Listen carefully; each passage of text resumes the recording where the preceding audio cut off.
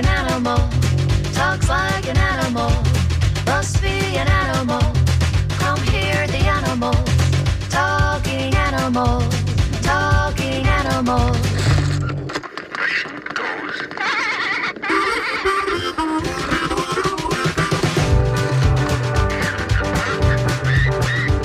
It walks like an animal, talks like an animal, must be an animal. Come hear the animals, talking animals, talking animals.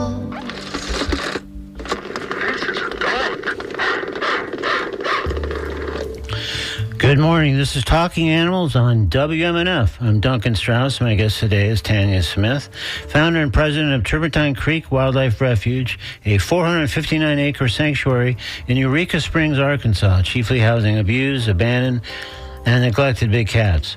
The current population of animals at Turpentine Creek stands at upwards of 100, predominantly tigers, but also including lions, cougars, bobcats, hybrids like ligers, and leopards, among other cats, and several bears. This fauna citizenry increased significantly in 2023 when an arrangement struck with Carol and Howard Baskin and discussed with Howard on this show some time back. Some 30 big cat rescue cats relocated to Turpentine Creek. This was a pivotal part of the Baskins' plan to effectively put themselves, quote-unquote, out of business, finding an excellent home for the new animals, shutting down the Tampa facility, and selling the property.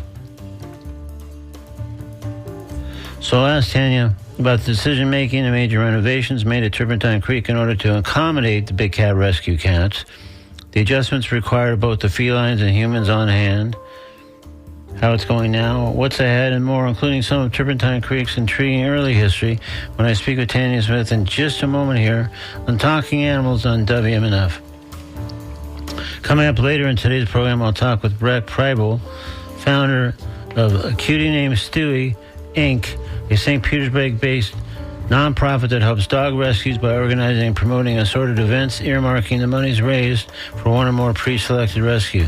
The next such event is the Paws for Pride Wings of Love this Saturday, June 14th at the Dog Bar in St. Pete, with all proceeds benefiting Pet Pal Animal Shelter and Friends of Strays.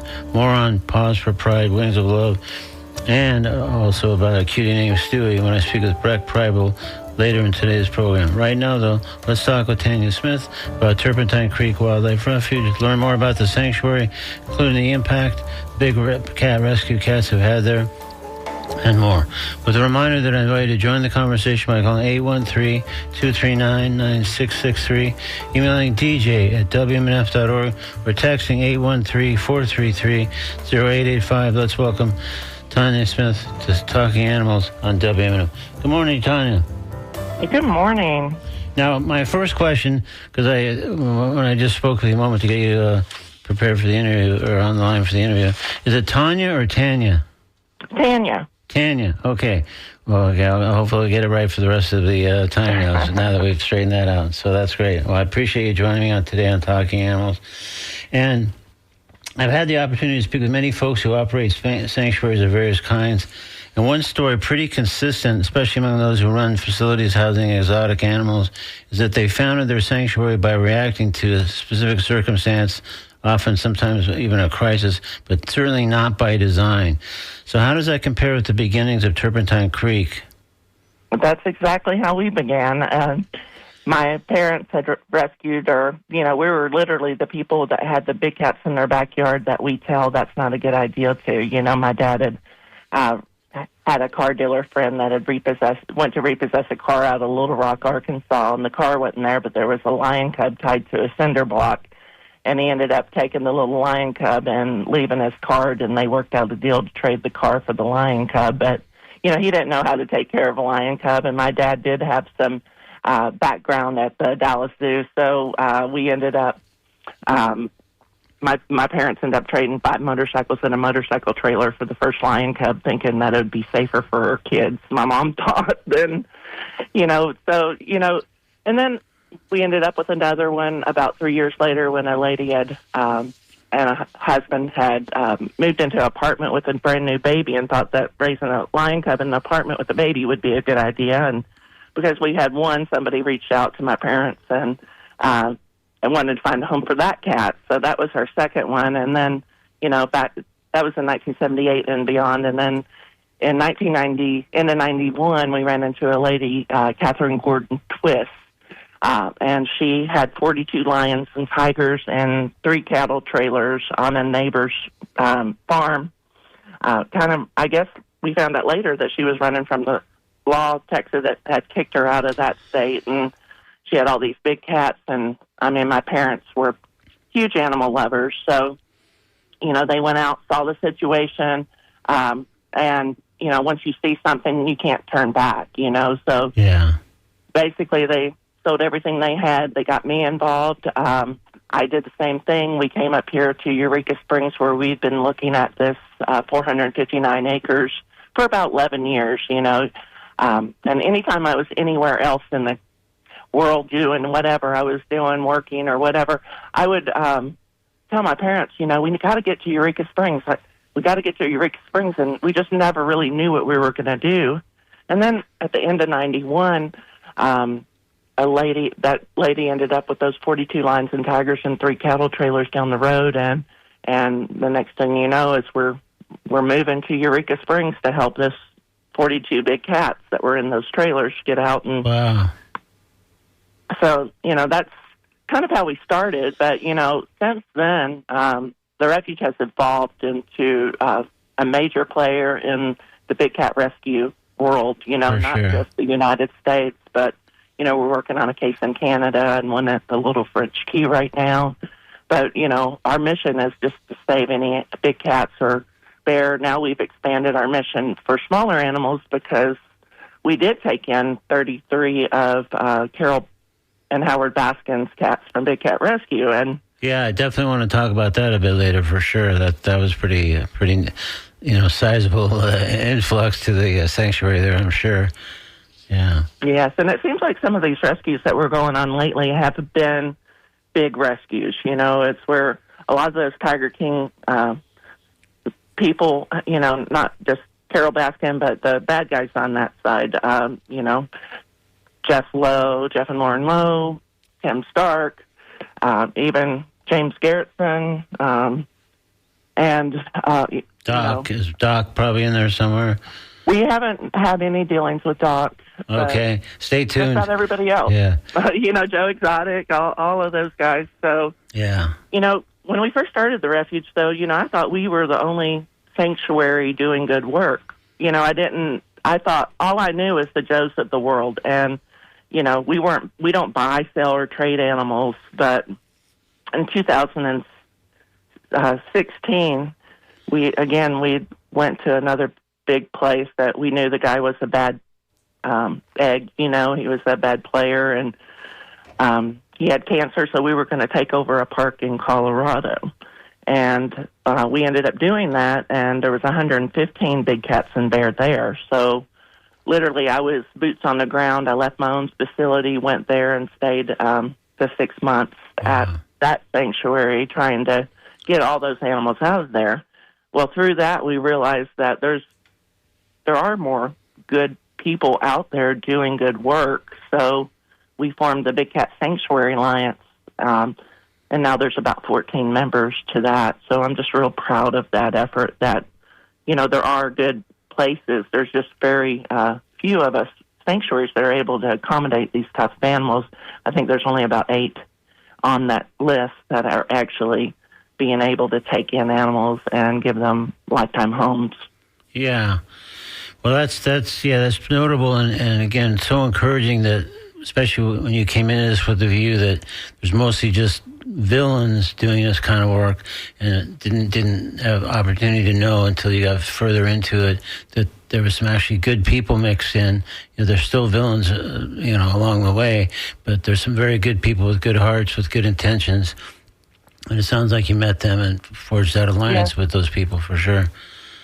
It's it's kind of fun because we're it's mostly women. I don't know why it's mostly women in this organization, but it is. I guess women are just very nurturing. So, but we'll meet 3 times a month, maybe 4 times a month between our organizations to take care of different things in different parts of the country.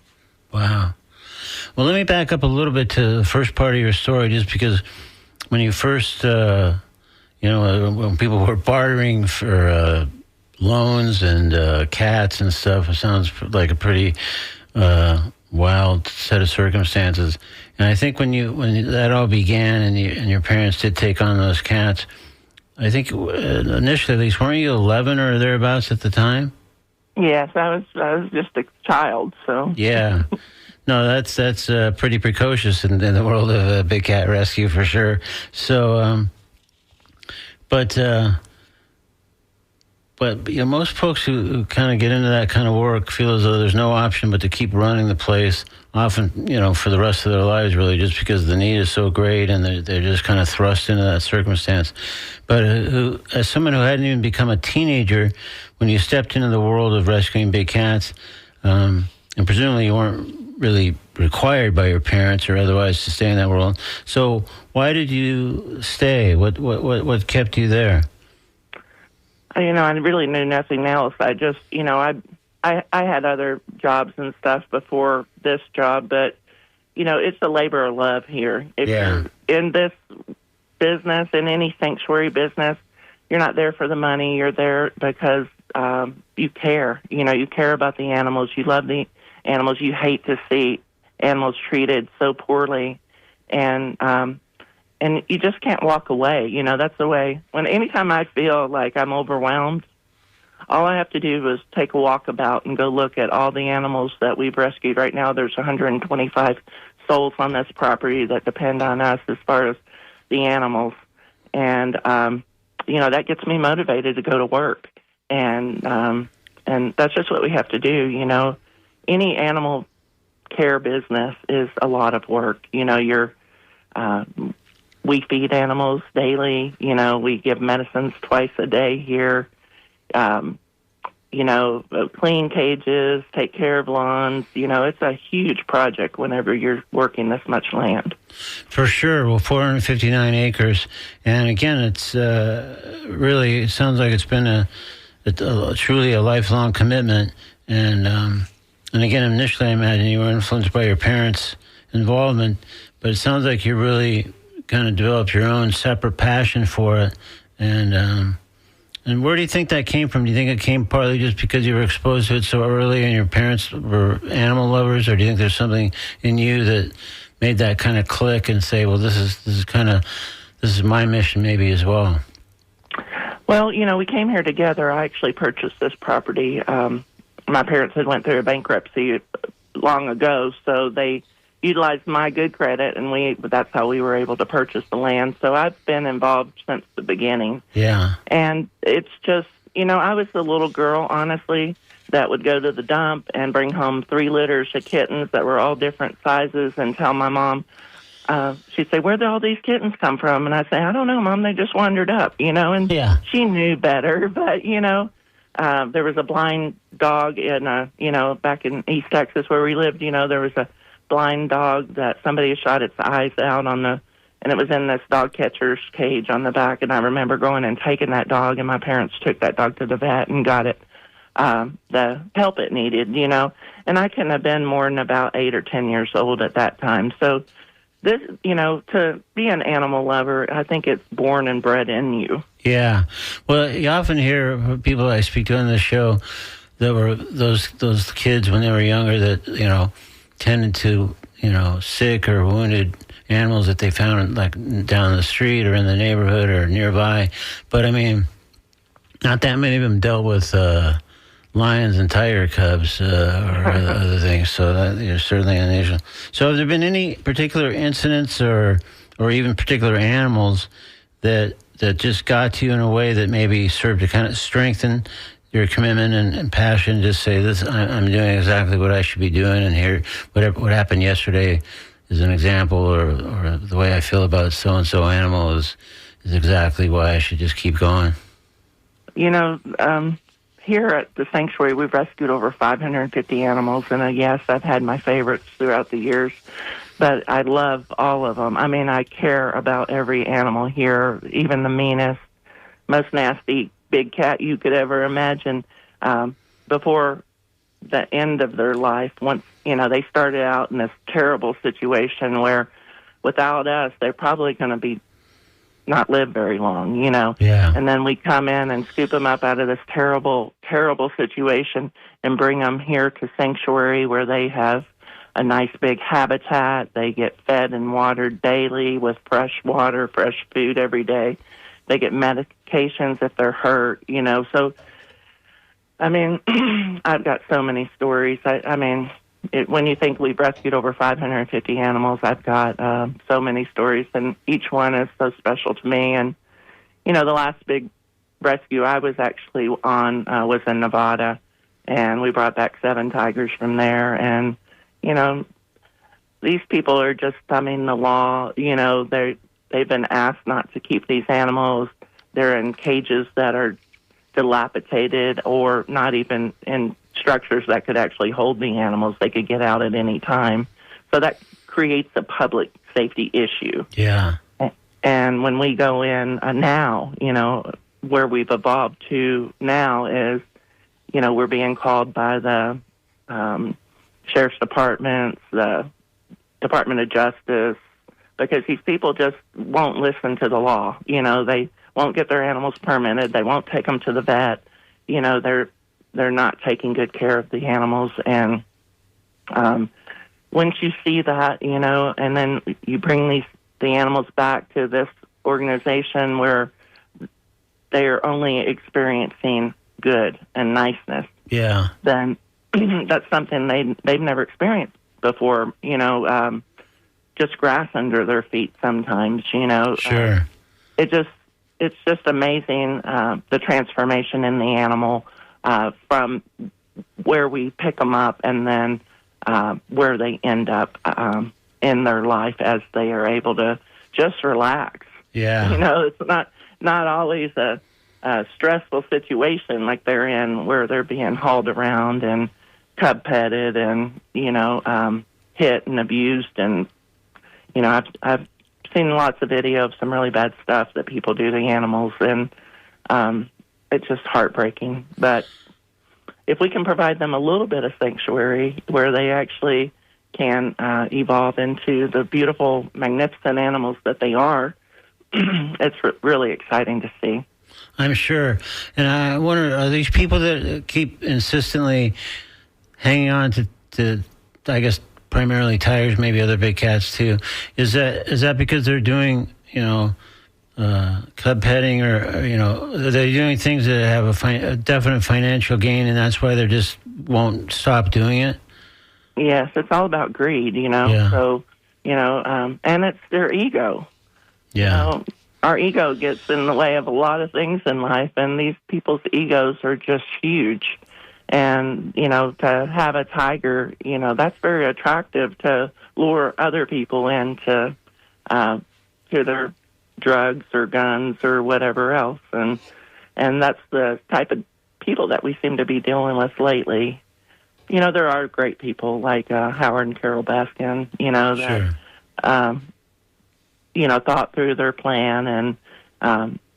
And the only reason they actually contacted us, I feel, is that they know we're the best. They know that the cats are going to be cared for until their last breath here and then even after at Turpentine Creek Wildlife Refuge. So, I was honored to get that call actually, if you want to go into that, I'm happy to do that too. But Okay, sure. I was going to come back to that, but let's since we're there, we might as well do it now. And because on this show in February, I discussed with Howard various aspects of their decision to try to, basically as part of their long-standing hope to put themselves out of business, quote unquote, to find a great home for the bulk of the animals they had at Big Cat Rescue, and obviously Turpentine Creek was the answer to that. So it's that was a central part of their plan to close down the Tampa facility and ultimately sell the property. So I believe you heard that conversation I had with Howard here on the show. But I'd love to hear your point of view, starting with what was your first reaction when the Baskins floated the notion of sending you about 30 cats. I mean, that's a big influx, it seems like, based on how many, you got 125 animals total there, but so adding 30 of anything would seem to be a lot. Yes, it was huge, Actually, we'd worked with, my husband, Scott, had worked with Howard for, we've been working for the last decade to get the Big Cat Public Safety Act passed into law. And Howard was the lead on that. He was the one helping us help him and help get the law passed. So we were already familiar with each other that way. And then, once the bill got passed in the end of 2022, when President Biden signed it into law, we were thinking, oh, my goodness, what's going to happen now? Here we got the law passed, yay. And then Howard called and said, hey, come on up. I'd love to show you the sanctuary, and we've got a couple nights stay on the beach here, and we'd love to have you come and visit and celebrate the bill getting passed. So that's what Scott and I left here thinking, is we're just going to go hang out, check out their facility, and get to know each other a little bit better and just celebrate, and we did that. But before the weekend was over, Howard and Carol had said, we want you to take all our animals. And so what was that like? I mean, you're having this nice, relaxing thing. You're seeing the Big Cat Rescue, facility, like you say, having some nice time on the beach. And then all of a sudden, this kind of comes seemingly from nowhere, I'm guessing. But what was your guys' initial reaction when they first presented that idea? Well, first thing I thought is, where are we going to put all these animals? For sure. We're already full, so, and then we did have a plan, we were in a 5-phase development of a capital campaign that we've been working on for 8 or 10 years, so we've been working on that. And our next big thing was to build the new Visitor Education Center. We really need it here. We need more office space. This organization has really grown, and you got to grow with it, to be able to accommodate everything you got to do. So that's what we were working on.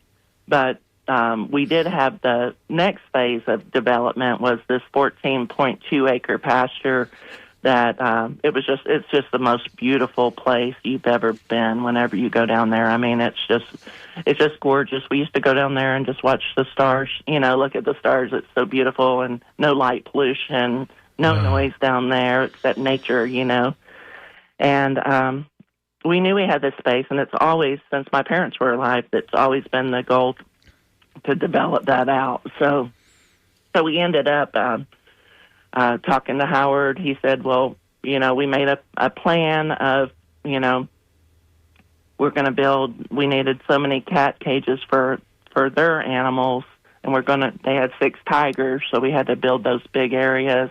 One of the tigers was really scared, so basically we just took that plot, we plotted it all out into habitat space for the animals, where they have like 10,000 square foot at least and up on the big cats, and then most of the other cats have huge areas for a small exotic. So, and our curator, Emily McCormick, had drawn all this out, and we presented a plan.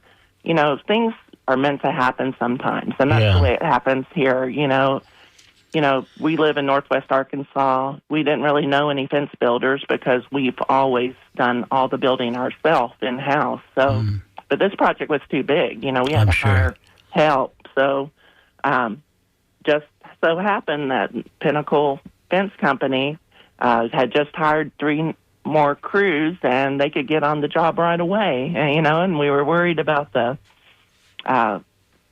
prices going up. They were, is at a time in 2023, the first of 2023, where, steel prices were going up, so we had to really make a decision quickly. And the Baskins really wanted all the animals out by the end of 2023, so that put us in a real time crunch. But we ended up developing, 44 new enclosures out in this Freedom Field is what we call it. And how many? I'm sorry, I missed the number you said there.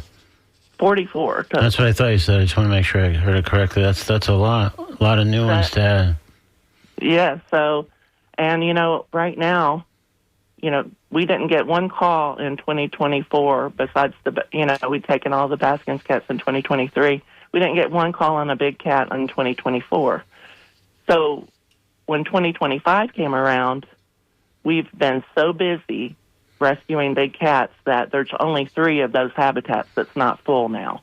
Oh, wow. So, yeah, it's a little bit overwhelming whenever you consider that, because whenever, right now we have 125 animals, and, it takes a lot of work and dedication and dedicated team to be able to make sure they get all their needs met. And, we're just struggling through it every day, to get it all done. But we've got a great team here built, and I'm just really proud of the people that have come to help here, For sure. Well, let me, for people who might have tuned in a bit late, let me introduce you. This is Talking Animals on WNF. I'm Duncan Strauss. If you did just tune in, my guest is Tanya Smith, founder and president of Turpentine Creek Wildlife Refuge, a 459-acre sanctuary in Eureka Springs, Arkansas, chiefly housing abused, abandoned, and neglected big cats. And the overall population, including several bears, is upwards of 125 animals. That number increased, of course, significantly. We were just talking now in 2023, when in an arrangement with Howard and Carol Baskin, some 30 big cat rescue cats relocated to Turpentine Creek. So if you'd like to ask Tanya a question or offer a comment, please call 813-239-9663. Email DJ at WNF.org or text 813-433-0885. So, we talked briefly about the Turpentine Creek offers tours of the refuge nearly, I guess, every day of the year. So, and we may come back to that and discuss various options for tours and even alternatives for staying there or overnight there, which sounds like pretty cool and exciting to be in that kind of proximity to those animals. But I'd like to ask you to give me a sort of a verbal tour, just in broad strokes, of Turpentine Creek in whatever way you'd like to interpret that. I mean, obviously, I guess I'm just trying to get a sense of what we'd be seeing if we were there. Lots of tigers and other big cats, of course, but how are they spread across the 459 acres, especially with the new enclosures, and how are certain animals grouped together? How can some share an enclosure, and how can some not share an enclosure, or why are some maybe just solo occupants? So just give us kind of a sense of if we stepped on the grounds, what we'd be seeing. Okay. Well, whenever you purchase your ticket, you can. We are open to the public. We do have regular tours. We have private tours where you can go behind the scenes and see all the day-to-day workings, which is pretty cool. We've expanded so large that the private tours, the Caravan Carnivore Tour or the Coffee with the Curator, or if you're a large donor, I'm always happy to tour you personally. So when you first come into right now it's a barn. I told you guys we're trying to build a new visitor education center. We really need it desperately, but this barn has served us well for the last 33 years as our entrance and gift shop. And so you go through there, and then you enter the discovery area. And the discovery area is where you can literally walk around on your own and visit with the animals as long as you want to. You can stay there all day if you like. Wow. There are people in there. We have an education team that's inside the discovery area that's there to answer any questions that you might need to be answered. And then we have a dedicated staff that does tours. So our tour guides will educate you on all the goings-on of the refuge, and, why we have to be a refuge here, and, why we chose Arkansas, and just all the different things about the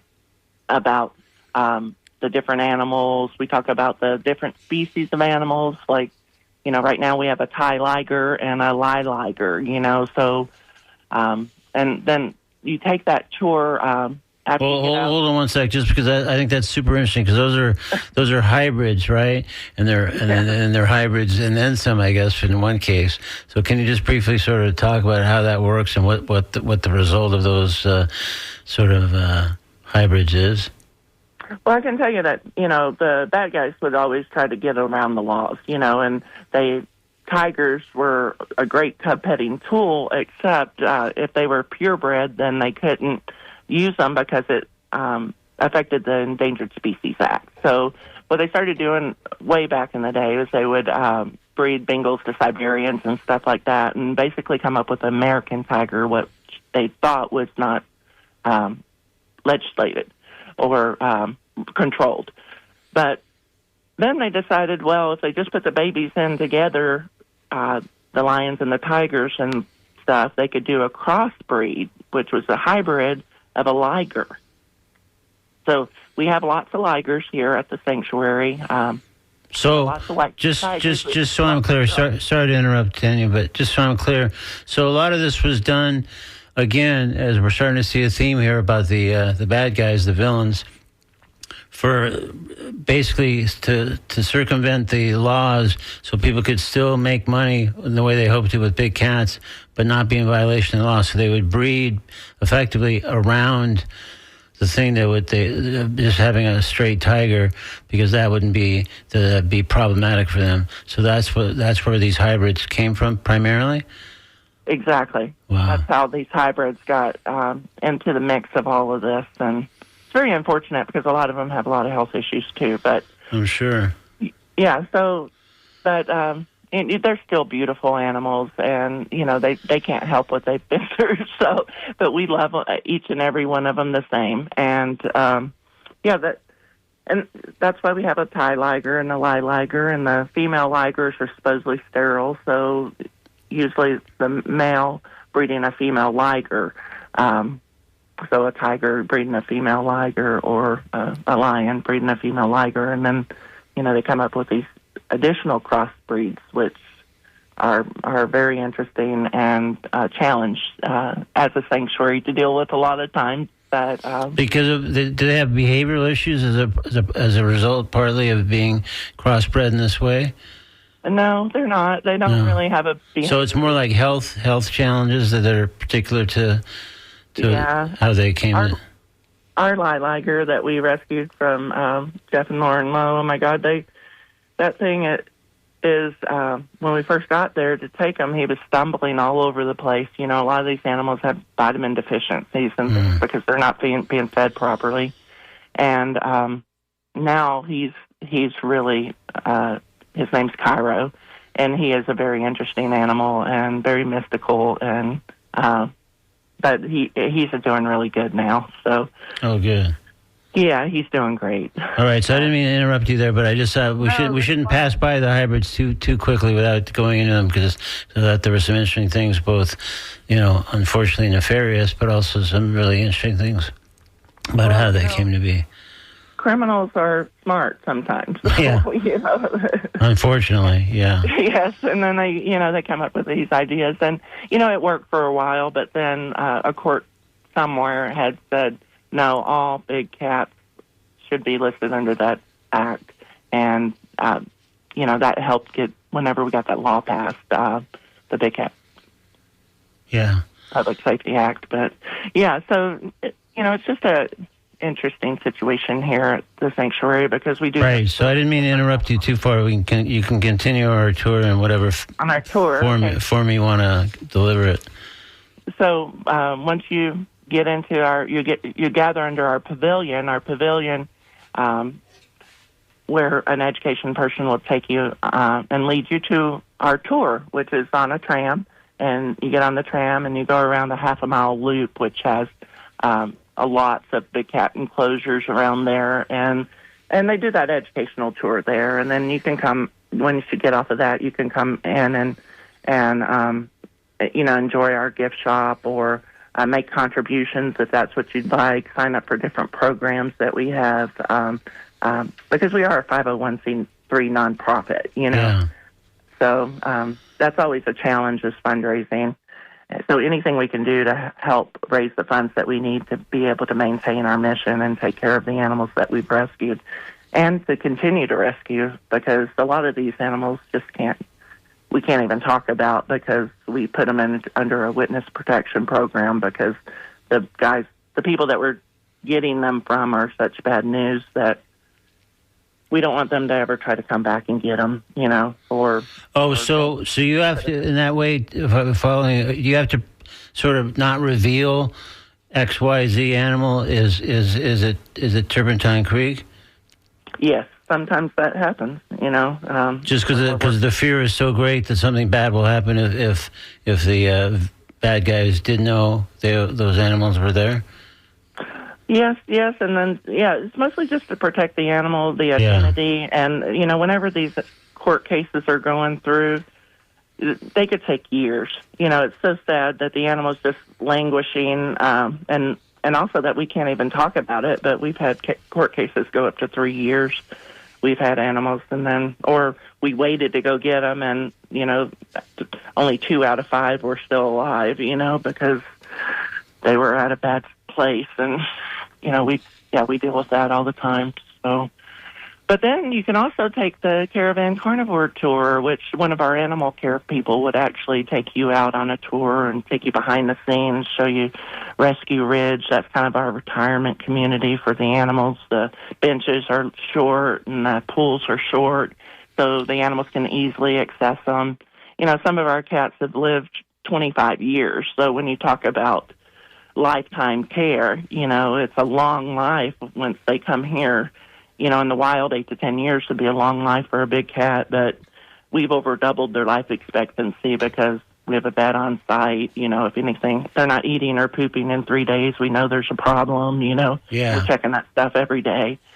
So, that's kind of it. And then we have a coffee with the curator. So if you actually want to get with Emily or Lori, they've been with the sanctuary for 26 years, or started out as interns years ago. Yeah. And now they're curator and assistant curator because they've dedicated their whole lives to this place. So, that's kind of fun to do one of those. Sure. And we also have lodging, and the longer you stay here, the more you learn.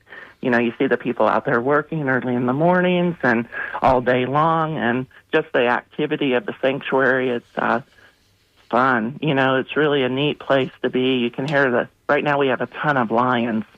We've got just a ton of lions. So they're roaring, when one lion roars, they all start roaring. So it's called caroling. Oh, wow. So that's really fun to listen to, and actually see them roaring is pretty cool too. They say you can hear it 5 miles away.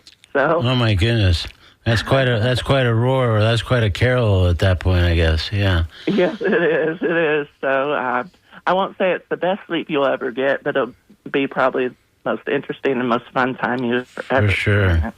Oh, that's great. So, as the new animals come into the refuge, is there a bit of a science to placing them, like figuring out who goes where and why? Well, one of the things is if they live near each other wherever they're at, we try to keep those friendships together. Yeah. It's always great if we can house more than one animal in one habitat, but unfortunately a lot of the animals, especially tigers, are solitude animals. They don't live with other animals, and so that means we have to have more cage space. It takes more time for cleaning and feeding and the whole bit. So, but yeah, no, we have all sorts of great. We have leopards, we have jaguars, we have, not just lions, tigers, cougars, leopards, ligers. We have a hyena that we ended up rescuing. Yeah, I thought that was super interesting. You don't see that every day. Yeah. No, and we're kind of suckers for all animals. We love all the animals, but we also want to take the most dangerous animals here because we are skilled, very skilled. We have a great team together here that know how to take good care of the animals. So we try to leave all those other smaller type of animals. We got a lot of small exotic cats right now. That's its own crisis. Just the explosion in the number of those, you mean? Caracals, servals, these are wild animals that people think, oh, I like that stripe pattern. I'm going to bring it home and keep it in my house. Oh, geez. These cats don't want to be in somebody's house. They want to be hunting and being the out in the wild. primal animal they are, so they are wild animals, and we get so many calls on them. And the majority of the animals we brought from Big Cat Rescue were the small exotics, the caracals and servals and bobcats, lots of bobcats. Yeah. So, there were quite a few bobcats there, as I recall. Yeah. Yeah. So we got a lot of those, but and those came to them because they're rehabbers, at least a lot of them, but there's a lot of animals that they bring in for rehab that just can't go back to the wild for whatever reason, Yeah, well, we're sort of nearing the end of our time here, but let me just remind people this is Talking Animals on WMNF. I'm Duncan Strauss. My guest is Tanya Smith, founder of Turpentine Creek Wildlife Refuge, a sanctuary in Arkansas that provides lifelong care for abused, abandoned, and neglected big cats and other animals, including bears, which we haven't had a chance to touch on. So in our last moment or two, if you'd like to join the conversation by calling 813-239-9663, email dj@wmnf.org or text 813-433-0885. So unlike many sanctuaries, at least when I speak to people, seems like there's always financial worries or worse at a lot of these sanctuaries, just because you got food, of course, you got vet bills, you got other notable expenses. But you guys, at least at this point, appear to be really financially sound with, structure to generate considerable revenues between the tours and the lodging, and not to mention, more conventional means such as donation, et cetera. So are you guys pretty solid in that way, or as you appear? Well, it's always a struggle here, Yeah. We took the majority of our reserves to be able to build out the Freedom Field because, we didn't talk about Big Cat Rescue funded a portion of that. That was a $3.5 million project that they funded $1.8 million of, which we were greatly appreciative of because that got the project done. And we knew there was going to eventually be fallout animals from the Big Cat Sanctuary, Big Cat Public Safety Act getting passed. So, and sure enough, that's why we only have 3 habitats left out of those 44. That don't have animals in them right now. So. Yeah, so it's one of those good news, bad news things where the legislation finally passed, but here's the upshot. Now we need the X amount of more room to house. There's no funding for the law, so that's the next step is how are they going to fund these sanctuaries that are doing all the work going in and retrieving these animals that are being held illegally, and that's got to be a big part of it because, being a 501c3 nonprofit, any nonprofit knows their struggles, and, I don't know how long we could continue to do it at no charge, so we have to figure out how we're going to be able to pay those sanctuaries to be able to do the work. So. Yeah. So still a lot of questions and challenges ahead, but sounds like you still love it every bit as much as you did at any point along the way.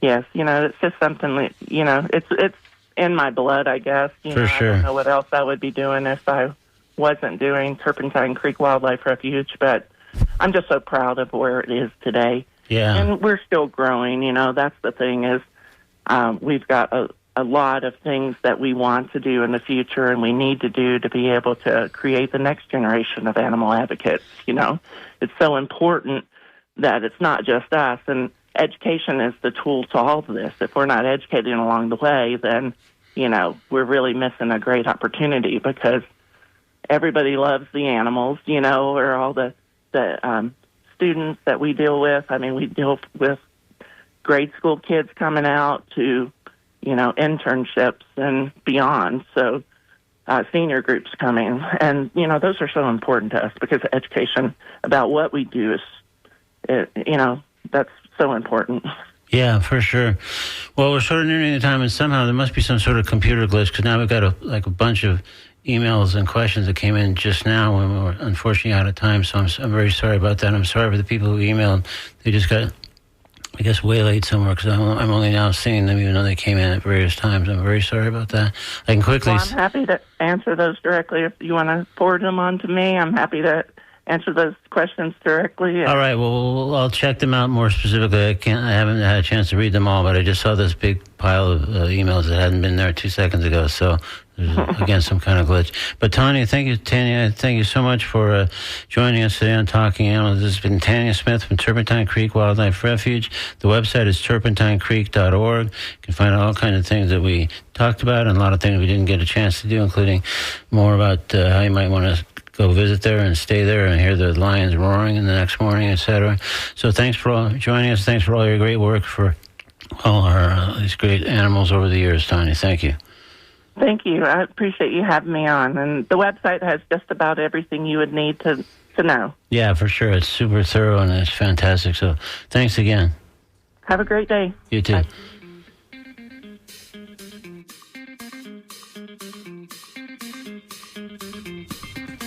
In a moment, I'll speak with Brett Preibel, founder of A Cutie Named Stewie, a local nonprofit that supports dog rescues by organizing and promoting assorted fundraising events such as Paws for Pride, Wings of Love, taking place this Saturday, June 14th at the Dog Bar in St. Pete, raising funds for Pet Bell Animal Shelter and Friends of Strays. So we'll discuss that in a moment. Right now, we're going to step into the comment corner with a fave of ours, Nate Bargatze, and a tiger-related piece with a long title, Thinking About Buying a Home Security System?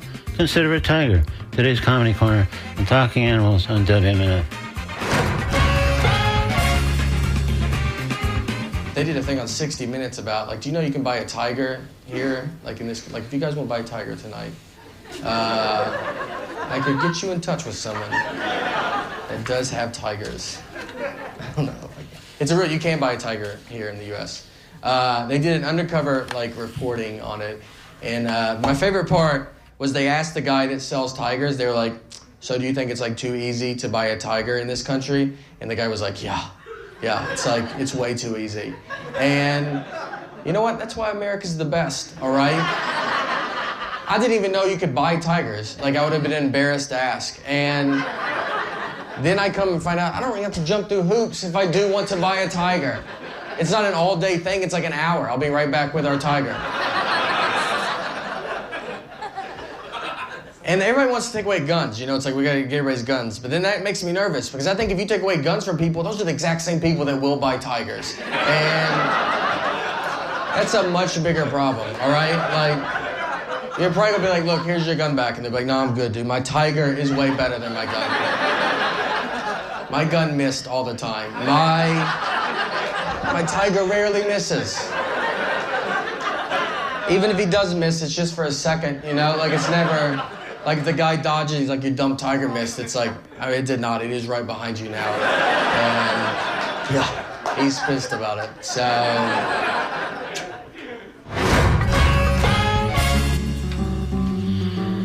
All right.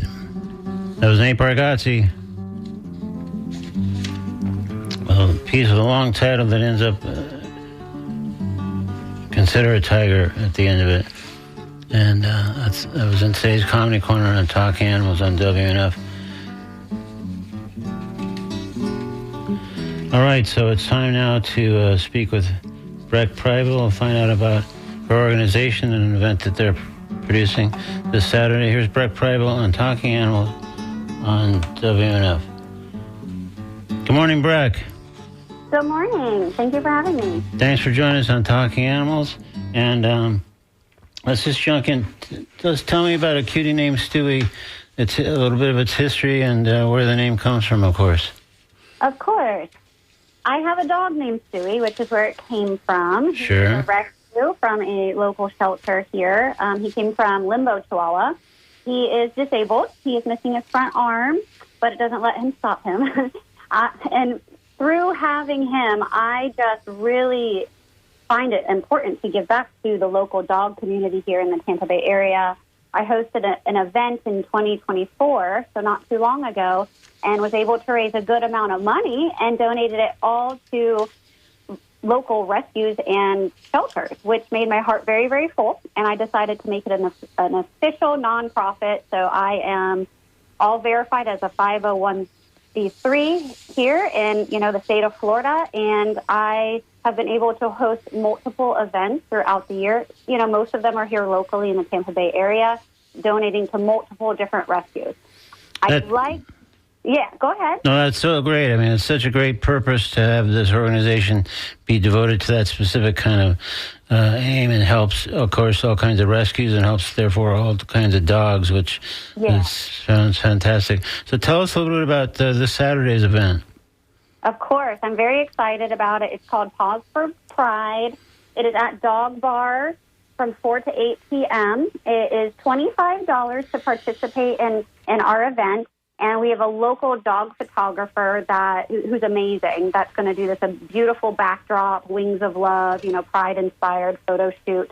You can get mini prints. We have dogs, a paint person that can paint your dog. We have dog art that we're going to do, different activities for the adults and the puppers that are coming. And everything is going to go to Pet Pal Animal Rescue as well as Friends of Strays. So every dollar donated and made during that event is going to go directly back into the community.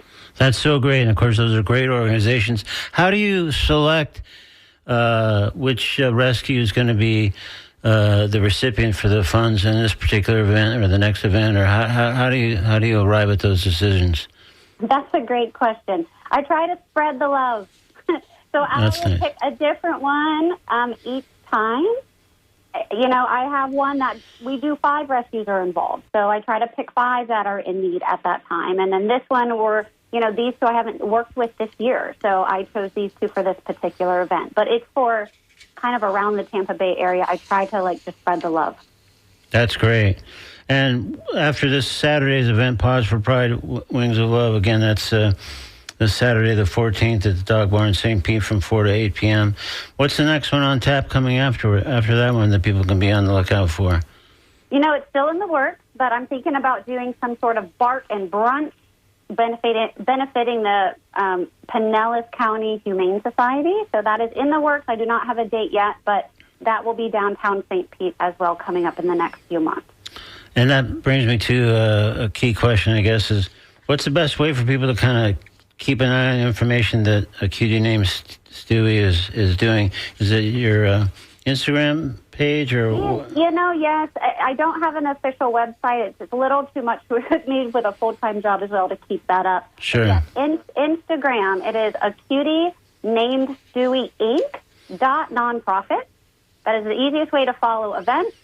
Also, I have PayPal and Venmo set up in a cutie named Stewie Inc., so same name, so anybody can donate monetarily at any point, and whatever event I have coming up next that was donated just online will go to that rescue or shelter. That sounds great. So one way or another, you're all about helping support financially and otherwise these various dog rescues in the Tampa Bay area. Yes, and it's because my dog is, like I said, he's missing an arm. He needed some extra love and care, and it was my way to kind of give back to him. This nonprofit is going to be his legacy to be able to continue to do this. Heaven forbid he ever leaves us, which I'm hoping he never does. But, life moves on, and this is his legacy, and I just wanted to give back to St. Pete. I'm from this neighborhood, and it's just my way of giving my heart. Well, that's fantastic. I really applaud that. It sounds terrific. And thanks for joining us today on Talking Animals and telling us all about a cutie named Stewie. I appreciate it. Thank you so much for your time. Thank you. Thanks a lot, Breck. Thank you. Bye-bye. Have a good one. Hope You to too. see you guys Saturday. Bye-bye. Bye-bye. Thanks again. Coming up on WNF, it's The Conversation, the great show hosted by Mario Nunez and Joe King Carter. After that, it's The Scoop, WNF's brief news recap. Then we shift back into music programming with Jim Banning holding forth from 1 to 3. It's his last show in this time slot, folks. He's moving to Saturday, 5 to 7 a.m. So we'll see him off with all kinds of congrats and huzzahs and everything else. And then followed today, as usual, Jim, is by Nancy C. hosting the Wednesday Traffic Jam from 3 to 6 p.m., at which point our Wednesday night block of Latin music kicks in. So that's we're almost wrapping us up for this edition of Talking Animals. We'll be back next Wednesday with another edition. And you can always find archives and podcasts at talkinganimals.net. And you can also find our social media pages. And if you'd like to sign up and subscribe for a little notification each week of our guests and other news from the Talking Animals world, that's all at talkinganimals.net. So that's going to do it for this week. Stay tuned. It'll be NPR News, and then the conversation, and then more great stuff here on Talking Animals on WMF Tampa 88.5 FM. We'll see you next week here on Talking Animals. Stay tuned for the conversation.